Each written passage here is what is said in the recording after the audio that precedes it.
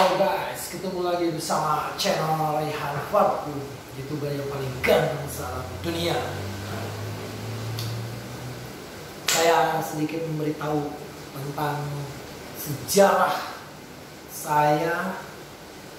Mau dibilang curhat silahkan, tapi ini cerita perjalanan saya bisa terjun dalam dunia parfum. Dulu waktu tahun 97 gitu, mungkin antara 97 98. Saya yang tahu hanya ada di Bandung satu. Ada toko parfum salah satu di Bandung. Sampai saat ini masih terkenal. Belum menjamur seperti sekarang. Dulu yang terkenal cuma ada di Bandung satu. Tapi sekarang seiringnya waktu itu tambah banyak yang jualan parfum, tambah menjamur sampai ke pelosok desa banyak, sampai ke warung-warung juga banyak, fotokopi ada, di warung-warung juga ada.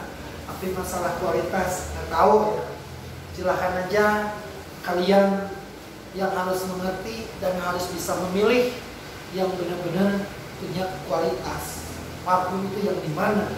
Silahkan aja kalian dituntut untuk bisa memilih wangi yang benar-benar tahan lama, wangi yang benar-benar punya daya ingat, supaya kamu mengingatkan itu benar gak pas seperti ini wanginya.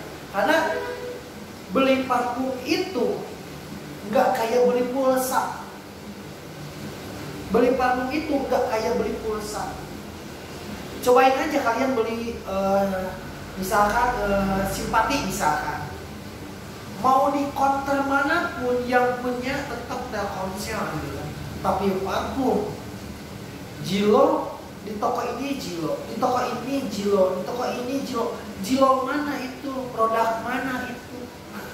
Kan suka ada yang beda-beda. Makanya cuma ada persamaannya parfum itu dengan nada sambung mungkin ya. Kalau nada sambung kita yang beli, orang lain yang dengar. Tapi kalau parfum kita yang pakai, orang lain yang cium gitu kan. Yang pakai parfum itu nggak merasa wangi. Biasanya kadang-kadang seperti itu. Gini, Dadar, kita kembali lagi ke curhatan saya waktu itu bisa saya terjun ke dalam dunia parfum gini. Saya bisa mencintai dunia parfum itu gini. Waktu itu saya dari awal, dari nol saya juga. Dari nol saya memperkenalkan ke ibu-ibu yang lagi ngerumpi di depan rumah. Bu, mau nggak ini Pak minyak wangi parfum, mau nggak gitu kan. Awalnya kaget, waktu itu tahun berapa ya, di bawah tahun 2000-an. Masih kaget, apaan ini? Apaan ini gitu kan. Cobain aja Bu, ini minyak wangi. Cobain. Akhirnya beli. Sampai saya pernah dulu bawa tas kecil, ke kampung-kampung, ke daerah-daerah. Si botol itu tabrakan di dalam kantong, getreng gitu. Untung gak pecah juga ya. Nah, saya perdalam terus. Karena gini ya, jualan parfum itu belum juga laku udah wangi gitu kan. Jualan parfum sebetulnya nggak harus ngomong gini parfum saya bagus, nggak usah, pakai aja sendiri. Nanti juga orang mencium, oh wangi gitu kan, gitu aja. Nggak harus parfum saya bagus, parfum saya original, parfum saya kualitasnya nomor 1. Gimana kalau gua jelek gitu kan? Gimana kalau jelek kualitasnya, kan malu. Saya kalau ada yang tanya, ini asli, nggak tahu. Tapi ini saya nggak ada satu tetes pun, nggak ada campurannya. Nih yang ini murni nih, gitu aja. Saya beli ini yang paling ini yang paling ini gitu. Silahkan aja. Yang paling bagus mana? Semua. Benar nggak? Karena saya yang jualan. Kalau kalau yang paling mahal ada, saya bilangnya gitu. Kalau yang paling bagus semua, nggak mungkin saya menjelekan satu merek, nggak mungkin, nanti merek itu nggak laku gitu kan. Paling saya bilangnya ini yang paling mahal ada. Kalau yang paling mahal ada, tapi belum tentu senang karena selera kita beda-beda. Saya paling menyarankan seperti itu. Gini brother, kita kembali lagi ke pokok masalah yang tadi saya, masalah curhatan saya bisa terjun dalam dunia parfum. Pertama, jualan parfum belum juga dapat duit udah wangi, ya kan? Pakai aja sendiri. Sedangkan wangi itu nama besar. Misalkan punya berapa puluh toko, kan nama kalian itu wangi. Nah, jualan parfum belum juga dapat duit, belum juga besar, tokonya belum banyak, tapi tetap wangi. Makanya saya motonya saya ini, wangimu cerahkan duniaku. Artinya makin wangi orang lain, makin banyak yang wangi, makin cerah kehidupanku, gitu kan? Duniaku, kehidupanku, keluargaku makin cerah kayak gitu. Itu moto yang ada di botol. Nah, makanya saya mencintai parfum dan memperdalam sedikit demi sedikit, akhirnya lumayan menguasai lah. Tapi saya juga masih banyak kekurangan. Makanya kalau ada yang mau sharing-sharing itu, saya selalu welcome, membuka diri untuk berkomunikasi, saling berbagi pemikiran, berbagi pendapat. Takutnya ada yang saya salah dari dia yang benar, dia yang salah, saya yang nutupin gitu kan. Jadi saling mengingatkan, saling memberi ilmu, itu aja, saling memberi saran aja. Saya senang kalau ada yang jualan parfum seperti itu. Jadi gini brother, saya terjunnya, makanya saya senangnya gitu ya, senangnya dalam dunia parfum, minyak gitu. Makanya nggak ada parfum yang nggak wangi, namanya juga minyak wangi gitu. Jadi saya jadi termotivasi dalam sama pengusaha-pengusaha besar seperti yang punya siapa? Yang punya klub Chelsea misalkan, yang punya klub PSG, itu pengusaha minyak. Siapa tahu saya jadi bisa membeli klub sepak bola Indonesia mungkin. Amin. Itulah cita-cita yang saya inginkan gitu. Ya utamanya tetap aja keluarga, karena mungkin tanpa keluarga mungkin saya nggak bisa berkembang seperti sekarang gitu.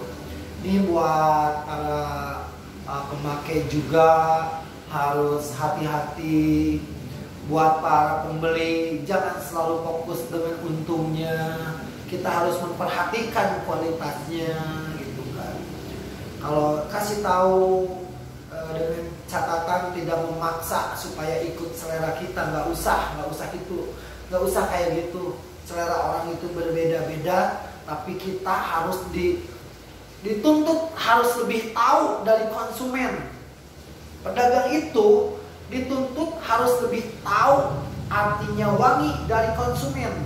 Makanya pedagang jangan asal, kalau dagang parfum itu jangan asal untungnya, jangan asal jualnya, tapi kita harus memberi arahan-arahan supaya dia itu nggak dipermalukan sama orang lain, makin dihargai. Karena prinsip saya jualan gini, brother, prinsip saya jualan buat konsumen, buat saya.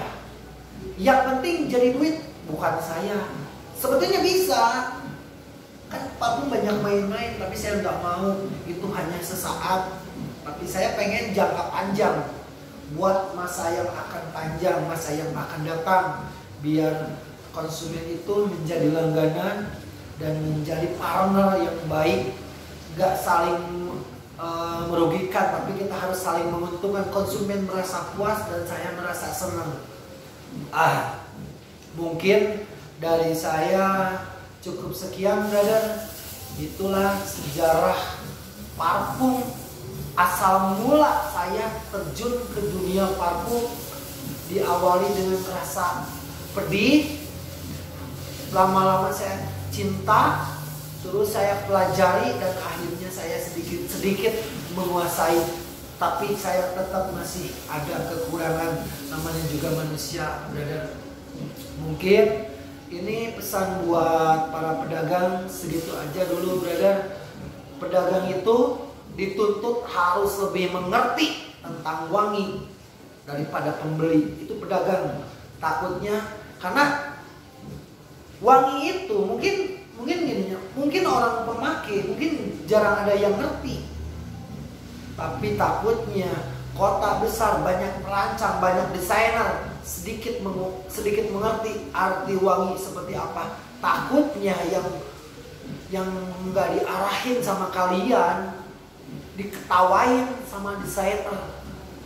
Misalkan lelaki senang parfum cewek, gimana itu artinya? Kalau menurut saya gagal fashion, salah pakai baju cewek dipakai, mendingan cewek pakai parfum cowok. Itu karakternya cewek itu tomboy. Tapi kalau yang nyiumnya desainer, nggak bakalan langsung menyimpulkan. Dilihat dulu orangnya seperti apa. Karena psikologi itu harus dilihat, tulis bahasa tubuh, raut muka, tanda tangan, kayak gitulah, tulisan. Ini bisa kegambar senang warna apa, ini kegambar. Ini kalau orang senang warna gini, oh ini artinya seperti ini. Makanya buat pedagang harus memberi arahan yang benar untuk konsumen, biar konsumen itu makin puas dan makin berharga dan tidak dipermalukan sama orang yang mengerti artinya wangi. Sekian dulu Mas Bro. Assalamualaikum warahmatullahi wabarakatuh. Jangan lupa subscribe, di like, and comment, share. Hatur nuhun.